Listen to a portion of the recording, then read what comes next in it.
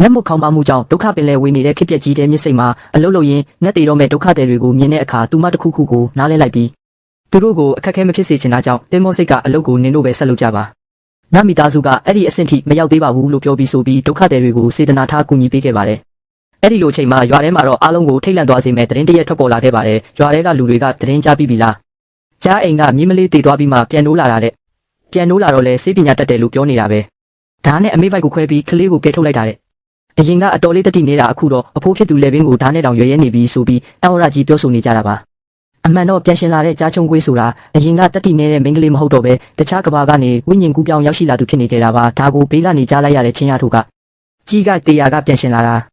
ာကြားအိမ်ကအဲ့ဒီမိန်းမတတိတွေပြုံးအတိုင်းထမ်းအောင်စရာကောင်းလိုက်တာဒါမှမဟုတ်သူလဲတခြားကဘာကကူးပြောင်းလာသူများလားလို့ချက်ချင်းရိပ်မိတာတန်တရားဝင်သွားခဲ့ပါတယ်ချင်းရထုဟာကြားချုံကွေးရဲ့အကြည့်တွေနဲ့စကားပြောပုံတည်ငြိမ်လုံးတာကိုမြင်ပြီးသူ့အကြည့်ကတကယ်အေးဆက်ပြီးစကားပြောတာလဲတည်ငြိမ်လုံးနဲ့ဒီရွာကလူနဲ့မတူဘူးလို့တွေးမိရင်မနှက်ဖြန်ကြားအိမ်ကိုသွားကြည့်ဖို့ဆုံးဖြတ်လိုက်ပါတယ်ကြားအိမ်မှာတော့ရက်ဆက်တဲ့အဖွားဖြစ်သူကမိဖွားပြီးကစားချွေးမနဲ့ကလေးကိုမိဖွားပြီးတာနဲ့ဘာဖြစ်လဲအတုံးမကျတဲ့မိသားစုအပြင်ကိုလက်ကျဆန်းဆိုပြီးအိမ်ပေါ်ကအတင်းမောင်းထုတ်နေပါတယ်ကြားချုံကွေးကအမေကမိဖွားပြီးကစားရှိသေးတာအခုလိုမောင်းထုတ်တာအမေကိုအသေးတုံးပို့နေတာလားလို့ပြန်ပြောတဲ့အခါအဖွားဖြစ်သူကဟာဒါဆိုလဲသွားတည်လိုက်လေငါအိမ်မှာအလက်ကားလာမစားနဲ့ဆိုပြီးမတိမချင်းပြောဆိုရင်ရွေးလာလက်ကိုဖမ်းထားလိုက်ပြီးဒီအခါကြားချုံကွေးဟာအရင်ကလိုကြောက်မနေတော့ပဲအဖွားဖြစ်သူကိုငါအမေကိုနောက်တစ်ချိန်ထပ်ထိကြည့်ဒီလက်နဲ့နောက်တစ်ခါဇွန်းတောင်မကင်နိုင်အောင်လုပ်ပြမယ်လို့ပြက်ပြက်တတချင်းချောက်လိုက်တဲ့အတွက်အဖွားဖြစ်သူကပုံကန်နေပြီဆိုပြီးထိတ်လန့်သွားခဲ့ပါတယ်ဒီအဖြစ်ပြက်ကိုစောင့်ကြည့်နေတဲ့ချင်းရထိုးကရောက်လာပြီးကြားချုံကွေးကိုနင်းစေးပညာတတ်တယ်လို့ကြားတယ်ငါတို့တခင်ကိုကူပေးနိုင်မလား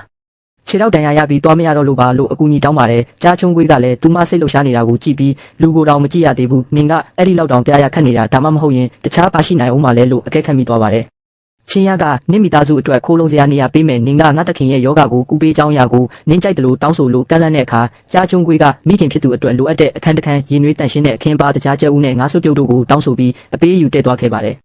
ချင်းရထိုးကလည်းသဘောတူလိုက်ပါတယ်ကြားတယ်မဟုတ်လားငါတို့နင့်ကိုတောင်းပန်နေဖို့မလိုအပ်ဘူးဆိုတာသူမအဖွားကိုလှည့်ပြောပြီးမင်းသားအိမ်တော်စီခေါ်ဆောင်သွားခဲ့ပါတယ်မင်းသားအိမ်တော်ရောက်တော့ကြားချုံကွေးနဲ့မိသားစုဟာမင်းသားကြီးထံနှုတ်ဆက်အကူအညီတောင်းခဲ့ပြီးမင်းသားကြီးကလည်းချင်းချင်းခေါ်လာတာဆိုတော့စိတ်အေးအေးနဲ့နေပါဆိုပြီးလက်ခံပေးခဲ့ပါတယ်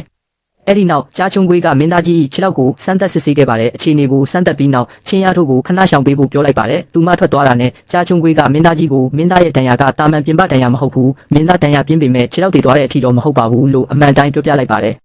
မင်းသားကြီးကမင်းစကားကဘာသဘောလဲလို့မေးတဲ့အခါကြားချုံကွေးကမင်းသားကိုတကယ်မတ်တက်မရက်နိုင်အောင်လုပ်ထားတာကတန်ရာမဟုတ်ဘူးအစိတ်ကြောင့်ပါဆိုတဲ့လှုပ်ဝက်ချက်ကိုဖော်ထုတ်လိုက်ပါတယ်ဒီစကားကြောင့်မင်းသားရဲ့ကိုရံတော်ကဒေါသထွက်ပြီးမင်းကိုဘသူကတတိပေးလို့ရှောက်ပြောနေတာလဲလို့ချင်းချောက်ဝင်လာတာကိုမင်းသားကတားလိုက်တယ်ကြားချုံကွေးကလည်းမကြောက်မရွံ့ပဲကျမရှောက်ပြောနေတာဆိုရင်အခုချက်ချင်းထွက်သွားပေးလို့ရပါတယ်လို့တင်းငင်စွာတုံ့ပြန်ခဲ့ပါတယ်မင်းသားကြီးကကြားချုံကွေးရဲ့စေပညာနဲ့တတိကိုအတိမတ်ပြုသွားပြီးဘလို့ကုမှလဲလို့မေးခဲ့ပါတယ်ကြားချုံကွေးကအက်ဆိုင်တာနဲ့စေးစိန်တာကို၃ချိန်ခွဲလို့ရမယ်ပထမချိန်အဆင်ပြေရင်မင်းသားရဲ့ခြေထောက်မှာခန်းစားချက်အနှဲငယ်ပြန်ရလာလိမ့်မယ်ဒါပေမဲ့တိုင်းစေဝါငွေအရင်တွေနဲ့တိတ်ဆိတ်တဲ့ပတ်ဝန်းကျင်လိုအပ်ပါတယ်လို့ရှင်းပြခဲ့ပါတယ်မင်းသားကြီးကတကယ်ပြောက်အောင်ကုနိုင်တာလားလို့ထပ်မေးတဲ့အခါကြားချုံကွေးကကုနိုင်ပါတယ်မနေ့ပြန်စကူရင်အလွန်ဆုံးတစ်လပါပဲလို့အာမခံခဲ့ပါတယ်မင်းသားကြီးဟာသူမရဲ့ဆွမ်းဆောင်ရည်ကိုသဘောကျသွားပြီးဒီနေ့ကစပြီးမင်းကငါရဲ့တီးတက်အကူသမားတော့ပဲမင်းဘယ်ကလာလဲဆိုတာငါကယူမဆိုင်ဘူးငြိမ်ငြိမ်လေးစေးကူပေးပါဘာပြောရမယ်ဘာမပြောရဘူးဆိုတာမင်းစိတ်ထဲသိထားပါလို့တတိပေးမိမှာခဲ့ပါတယ်ကြားချုံကွေးကလည်းကျမနားလဲပါတယ်လို့လက်ခံလိုက်တာကြောင့်မိသားစုအတွက်လုံခြုံမှုနဲ့မင်းသားကြီးအတွက်ကျမရဲ့အပေးယူဖြစ်သွားခဲ့ပါတယ်အပြင်မှာစိတ်ပူလုံးပြီးစောင့်နေတဲ့ချင်းရထိုးကသူမထွက်လာတာမြင်တာနဲ့ကျမတို့မင်းသားကိုကူတာလို့ရလာမေးလိုက်တော့ရတယ်ဆိုတဲ့အဖြေကြောင့်ချင်းရထိုးအယံဝမ်းသာသွားပါတယ်အဆင်ပြေသွားပြီတိတ်ကောင်းတာပဲတခင်နာနေသလားမနာပါဘူးဒီမှာတကြားလုံးလေးစားလိုက်ပါဦးမြောက်ပြောပြီးတဲ့နောက်ဒီအစီကန်လေးဆေးသွားယူလိုက်ပါဦးမယ်မျက်နှာပေးပြောင်းတာတိတ်ညံတာပဲဒါကနေနေတန်ကြခံရတဲ့မင်းသားမဟုတ်ရဲ့လားသူကတော့ငါတို့ရဲ့ပြုစုရခက်တဲ့တခင်ကြီးပါပဲဒါအစိတ်တွေထွက်လာတာပဲပထမအချိန်ကုသမှုအောင်မြင်သွားပြီးနောက်နှစ်ချိန်ကြံသေးတယ်ပင်ပန်းသွားပါပြီဒီအကွက်ကတိတ်နဲ့လုံးနဲ့ဒါပေမဲ့ချင်းရထိုးကဒီမှာရှိနေတော့ငါအခုချက်ချင်းထွက်သွားလို့မရသေးဘူးတမားတော်မိန်းကလေးကဆေးစာရွက်နဲ့ဆေးညွှန်းရင်းနေတာကိုဘေးကအထင်းတော်ကြီးကကြည့်ပြီးဒါငွေဘယ်လောက်တောင်ကုန်မလဲနေ့တခင်ပြန်မတက်ရနိုင်ချင်းရင်တော့ငွေမျောမနေနဲ့ဘေးနာကချင်းရထိုးတယောက်ကတော့ဆေးဘိုးဆံဘိုးမိသွေးဘိုးနှစ်တကူပစ္စည်းဘိုးဒီလူနေမှုဘဝကနေနေတန်ခံရတဲ့လမ်းကြောင်းထက်တောင်ဘာလို့ပတ်စံပိုကုန်နေရတာလဲဒီချိန်ဝက်ကြီးဆွဲပြီးဝင်လာတဲ့ခါဟာဒါပတ်စံတွေမဟုတ်ဘူးလားလွန်ခဲ့တဲ့ရက်ပိုင်းကတောင်ပေါ်မှာတွေ့ခဲ့တဲ့ဝက်ကြီးပဲလို့ချင်းဖုံးကပြောပါတယ်ချင်းရထိုးဝမ်းသာသွားပြီးချက်ချင်းသွားရောက်မယ်ဒီနေ့ပဲရောက်မယ်တခင်အတွက်ဆေးဝယ်ဖို့ရောက်မယ်ဒါမှအားလုံးတောင်းဖြက်နဲ့နှစ်တကူနိုင်မှာဘေးကအထင်းတော်ကြီးကချင်းရထိုးကိုကောင်မလေးနေကတော့ငါတို့အိမ်တော်ရဲ့လက်ခေါ်သူလေးပါပဲကူဖုံးမြင်းလဲသွားငါချေမြို့ထဲသွားပြီးဝက်သွားရောက်ကြစို့ဒီဝက်ကိုရောင်းလိုက်ရင်ဒီနှစ်တော့စောင်းဆိုင်နှစ်တကူစားနိုင်ပြီဟေး ဈေးထဲရောက်တော့ဆိုင်ရှင်ကသူတို့ကိုတွေ့တာနဲ့ဝမ်းသာအားရကြိုဆိုလိုက်ပါတယ်တခင်လေးကူပစ္စည်းကောင်းတွေယူလာပြန်ပြီပေါ့လာဝိုင်းကူကြစို့ဟဲ့ကူဖုံးသူကနင့်ကိုသဘောကျနေတာလားစောက်ရှောက်မပြောနဲ့ပေးစမ်းဝယ်ရောက်ပြီးတဲ့ငွေနဲ့ဈေးထဲအကုန်ရောက်ဝင်နေတဲ့ချင်းရထုတ်ကိုနင်းပတ်စံအရန်ဖြုံးနေတာဟုတ်ဘူးလို့ချင်းဖုံးကမေးတော့နှစ်တကူမှမစားမတော့ရွှင်ရွှင်လန်းလန်းမနေရင်ဘယ်တော့နေမလဲနောက်ဝက်သားဆိုင်ရှိရောက်သွားပြီတထေးဝက်အရေခုံဘယ်လောက်လဲကြေးပြားတစ်ဆက်ပြားအကုန်ယူသွားလိုက်ကောင်းပြီအယောင်းဝယ်တဲ့ပြီနောက်ကချင်းဖုံးတယောက်ဘာမှမပြောနိုင်ပဲသူမလုံးသမျှကြည့်နေရတယ်လဲနှစ်စီးပစီအပြည့်ဝယ်ပြီးပြန်ကြတော့ချင်းရထုတ်တယောက်သူမပိုက်တွေပြန်ကြည့်ပြီးပတ်စံကလည်းအတုံးမခံဘူးပဲဆိုကတချင်းတက်အေးနဲ့ပန်းသီးစားလိုက်လာပါတယ်အိမ်ပြန်လမ်းမှာရုတ်တရက်မြင်းတွေနဲ့လူအုပ်စုသူတို့နားကဖြတ်သွားချိန်ချင်းရထိုးလန့်သွားပေမဲ့နှုတ်ဆွာပြီးနင်းတို့လူတွေရှိနေတာမမြင်ဘူးလားသူများကိုဆဲလိုက်ချိန်ပြန်လှည့်လာတဲ့စစ်တီတွေကြောင့်ကုဖုံးနောက်ပြေးပုံးလိုက်ပြီးကုဖုံးရီသူတို့ငါကိုလာလက်စားချေတာလားမသိငါနည်းနည်းပပညီးတွဲလိုက်တာပါဒီချိန်အမျိုးစစ်တီတယောက်ကပြေးလာပြီးကုဖုံးကိုဖက်ကငူနေပါတယ်ဖုံးကဲနင်းကိုနောက်ထပ်မတွေ့ရတော့ဘူးလို့ထင်နေတာတခင်လေးကူတတိထားပါဦးဟဲဒါတခင်အိမ်တော်ကတမျက်စီးလဲတဲ့ကောင်မလေးမဟုတ်ဘူးလားအသက်ရှင်သေးတယ်နော်ရှာရှာရိုင်းရိုင်းဆိုင်ဆိုင်မလုံးနဲ့ငါကကူချုံးပါမကူခွင့်လို့ပေးဖို့တောင်းပန်ပါတယ်မကြောက်ပါနဲ့ချင်းရထုတ်သူတို့ကတခင်ရဲ့24ရောက်မြောက်ကိုရန်တော်တွေပါကူဖုံးငါတို့စာရေးကြီးလီစီကစာရလို့နေမအားညမအားအရောက်လာခဲ့တာတမားရီတာကိုပါတပါးရဲခေါ်လာခဲ့တယ်အိမ်ထဲရောက်လာကြချိန်မှာလက်အောက်ငယ်သားများနောက်ကျသွားပါတယ်တခင်ဖြစ်တံပေးတာခံယူပါမယ်ပြန်ရောက်လာပြီဆိုတော့ရပ်ပိုင်းလောက်အနားယူကြပါမင်းသားလေးအမေရပြီးတာနဲ့သူတို့အကုန်လုံးကအလုပ်တွေတောက်စီလုပ်သွားကြတာမို့ချင်းရထိုးစိတ်ထဲသူတို့အကုန်လုံးကတခင်ကိုပြုစုပေးကြတော့မယ်ဆိုတော့ငါကဘာမှမဟုတ်တော့ဘူးပေါ့ငါကိုအလိုရှိမှမဟုတ်တော့ဘူးဆိုကဝမ်းနေသွားပါတယ်ချင်းမင်းကလေးမင်းကိုမင်းသားရှာနေတယ်မင်းကဒီမှာရောက်နေခဲ့တာပဲ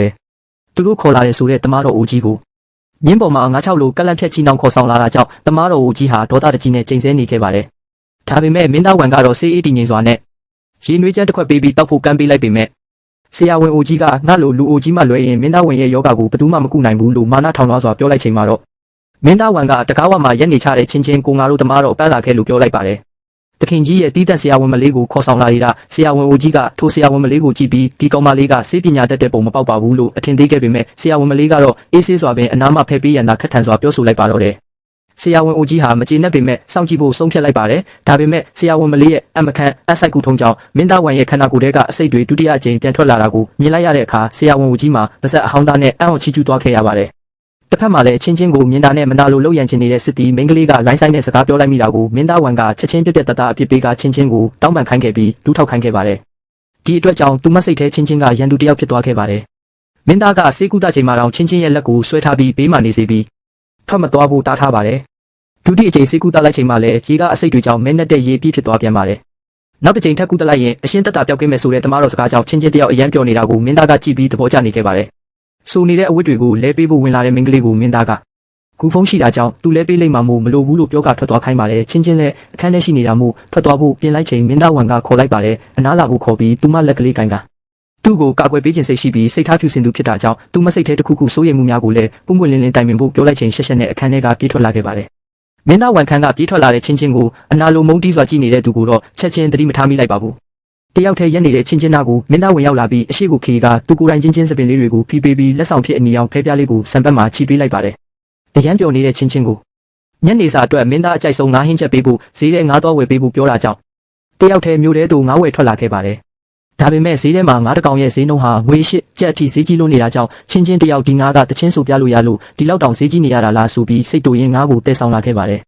်ဒါပေမဲ့မထင်မှတ်ထားပဲလမ်းခုလက်မှာနေကင်းကြောင်တောင်လူပြန်ပေးဆွဲသူတွေနဲ့ရင်ဆိုင်လိုက်ရပါတော့တဲ့ချင်းချင်းဟာအာတန်လာတာကြောင့်ရုန်းကန်ခဲ့ပေမဲ့မေ့စေကြောင့်နောက်ဆုံးမှာတော့လူပြန်ပေးဆွဲသူတွေရဲ့ဖမ်းဆီးခြင်းကိုခံလိုက်ရပါတယ်ပြန်ပေးဆွဲသူတွေကသူမကိုကြောင်တန်ကပြည်တစားအိမ်ကိုရောင်းစားဖို့တိုင်ပင်လိုက်ကြချိန်မှာတော့ချင်းချင်းတယောက်ဒီဒုက္ခကနေဘယ်လိုလွတ်မြောက်မလဲဆိုတာချင်းချင်းတယောက်ဈေးထဲမှာငါးတော်ဝယ်ရင်မှောင်ခိုသမားတွေရဲ့ဖမ်းဆီးတာကိုခံလိုက်ရပြီးအိတ်ထဲထည့်ခံလိုက်ရတယ်သူတို့ကသူ့ကိုရုပ်ရည်သိမ့်မလာပေမဲ့အသက်ငယ်ပြီးခန္ဓာကိုယ်တောင့်တင်းနေဆိုပြီးဝမ်းရှိမြတ်တာရိတ်တာဆိုတဲ့ပြည်တစားအိမ်ကိုရောင်းစားလိုက်ကြတာပါချင်းချင်းကမိသားစုရှိတယ်လို့အော်ဟစ်ညှင်းဆန်ပေမဲ့ပြည်တစားအိမ်ကလူတွေကတော့ဂယုမဆိုင်ပဲရေမိုးချိုးပေးပြီးတုံတင်ဖို့စကားမနာထောင်ရင်နာနာရိုက်ပစ်ဖို့အမိန့်ပေးလိုက်တယ်ဒါပေမဲ့ချင်းချင်းကစိတ်ကိုအေးထားပြီးမပြရခတ်ပဲသူ့ကိုမင်းသားဝန်လာကဲမကိုယုံကြည်ပြီးအချိန်ဆွဲဖို့ကြံစည်နေခဲ့တယ်တစ်ဖက်မှာတော့သူတို့အဖွဲ့ရဲ့ခေါင်းဆောင်မင်းသားဝန်ကချင်းချင်းပျောက်သွားတာကိုသိတာနဲ့မြို့တကားအထိပိတ်ဆို့ပြီးအသက်ရှင်လျက်ပြန်ရှာဖို့အမိန့်ပေးခဲ့တယ်ဒီကြားတဲ့အထိန်တော်ကြီးကလည်းတခင်နဲ့အတူချင်းချင်းကိုလိုက်ရှာဖို့တောင်းဆိုပါတယ်ချင်းဖုံးတို့အဖွဲ့နေရအနှက်လိုက်ရှာပြီးမှတော့လမ်းကြားတစ်စီနေရာမှာမြေပေါ်ကျနေတဲ့ငါးရီနဲ့မင်းသားဝင်ချင်းချင်းကိုပေးထားတဲ့ဖဲပြားလေးကိုတွေးလိုက်ရပါတယ်ချင်းဖုံးကဖဲပြားကိုကြစ်ကြစ်ပါအောင်စုပ်ကန်ရင်ချင်းချင်းတစ်ခုခုမဖြစ်ဖို့ဆူတောင်းလိုက်တယ်ဒီအချိန်မှာလူတစ်ယောက်ပြေးလွှားရောက်လာပြီးအစကိုကြီးကူရောက်လာပြီးလူစိမ့်နှစ်ယောက်ကမင်းကလေးတစ်ယောက်ကိုအိတ်ထဲထည့်ပြီးတောင်ဘက်လမ်းဘက်တဲသွားတယ်လို့သတင်းပေးလာတယ် တောင်ဘက်လမ်းမှာလောင်းကစားရုံတွေမှောင်ခိုလမ်းကြားတွေနဲ့ဟွမ်ရှိမြစ်တာရိပ်တာပဲရှိတာမို့မင်းသားဝန်တို့အဖွဲ့ချက်ချင်းရှာဖို့ထွက်လာခဲ့ကြတယ်။ပြည်တစားအိမ်ထဲမှာတော့ချင်းချင်းကသူ့မောက်ကိုမိတ်ကလိန်ပေးမှာအတင်းကန်ညှစ်ဆန်နေတာကြောင့်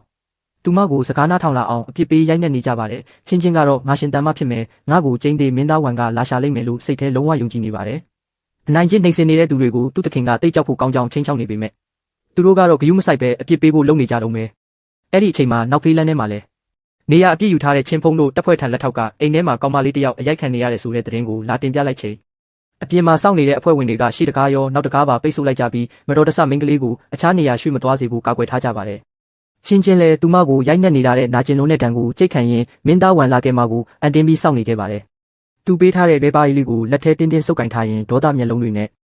တကားဖွင့်ဖို့အမိန့်ပေးလိုက်ပါတယ်။မင်းသားဝန်တို့တကားကိုရိုက်ဖြတ်ပြီးအထဲကိုအတင်းဝင်ရောက်ခဲ့ကြတယ်ပြည်တစားအိမ်ပိုင်ရှင်ကစီးပွားရေးလုပ်နေတာပါဆိုပြီးတားဆီးဖို့ကြိုးစားပေမဲ့မင်းသားဝန်ကဗဆက်ပိတ်ထားဖို့ချင်းချောက်ပြီးထင်းရင်ရှိတဲ့နေရာကိုညွှန်ပြခိုင်းလိုက်တယ်ထင်းရင်တကားကအထက်ကချက်ချထားတာမို့တွန်းဖြတ်ဝင်လိုက်တဲ့အခါဒဏ်ရာတွေနဲ့ချင်းချင်းကိုတွေ့လိုက်ရတယ်ပြည်တစားပိုင်ရှင်ကသူ့ပွဲစားစီကဝယ်လိုက်တာပါမြင့်မြတ်တဲ့သူရဲ့လူမှန်းမသိလို့ပါဆိုပြီးတောင်းပန်ပေမဲ့မင်းသားဝန်ကချင်းချင်းကိုဘသူရိုက်တာလဲဆိုတာပဲမေးခဲ့တယ်ပြီးတော့ရိုက်ခဲ့တဲ့သူရဲ့လက်ကိုရိုက်ကျိုးပစ်ပြီးအရာရှိတွေစီပို့ဖို့အမိန့်ပေးခဲ့တယ်လို့မင်းသားဝန်ကိုယ်တိုင်လည်းခြေထောက်တန်ရာရှိနေတဲ့ကြားကချင်းချင်းကိုပွေ့ချပြီးအိမ်ပြန်ခေါ်သွားခဲ့တယ်ချင်းချင်းကဒဏ်ရာတွေရထားတဲ့ကြားကသူ့ဝဲမလာနိုင်ခဲ့တဲ့ပြ80တန်းငါအတွက်စိတ်မကောင်းဖြစ်နေရှာတာပါမင်းသားဝန်ကတော့ငါကိုဂယုမဆိုင်ဖို့သူကိုယ်တိုင်ပြန်ရောပေးမှမို့ဘေးကင်းကင်းပြန်ရောက်လာရင်ရပြီဆိုပြီးနှစ်သိမ့်ပေးခဲ့တယ်